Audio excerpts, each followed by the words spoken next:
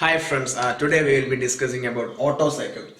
Otto cycle is the theoretical base or the background for the designing of a spark ignition engine in automobiles. So here we will be talking about Otto cycle. This theoretical base was created by Mr. Ben D. Rojas, and a working model of an engine on this theoretical base was designed by Mr. Otto. So this is called as an Otto cycle.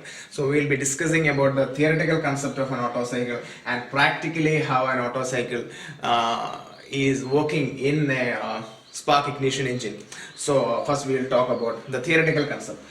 It is a pressure volume graph. Here we have drawn a pressure volume graph. It is a PV diagram, and according to that, the first process happening is cylinder is full of air. We are assuming that the cylinder, so this is the cylinder and the piston, so the piston is at BD, so the cylinder is full of air. We are assuming that the cylinder is full of air, and 1 to 2 the adiabatic compression of air is happening, that is piston is moving up, and the air is getting adiabatically compressed. Adiabatic compression means, adiabatic means there is no heat transfer involved in this. This is a theoretical concept, so there is no heat transfer involved in this process. And from 2 to 3 a constant volume combustion is happening. The combustion is happening at this area because spark is happening at that point, and it is a constant volume process. The volume is constant. You can see the graph. It is an isometric process. A constant volume process is called as an isometric process. And from 3 to 4 an adiabatic expansion of air is happening. Air get expands, and also no heat transfer is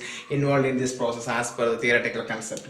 And from 4 to 1 the exhaust, the air is going to the exhaust. So according to this theoretical concept, Mr. Otto has designed a spark ignition engine. The current spark ignition engines are following most of the same concept. So let's see how practically or actually it is working. So this pressure volume diagram is showing how practically or actually it works. The volume is in x-axis, and in y-axis we have pressure. So from 1 to 2 air intake process is happening, and from 2 to 3 the compression is happening, 3 to 4 the combustion of air is happening, and 4 to 5 air get expands, and 5 to 1 the exhaust process, that is 1 2 2 3 3 4 4 5 and 1, that is suction, compression, expansion and exhaust is happening in various cycles. There is no adiabatic or isometric processes involved in the actual concept. So this is how a petrol or spark ignition engines normally work. It is based on the Otto cycle. So I believe you understand both the theoretical and practical concept. Thank you.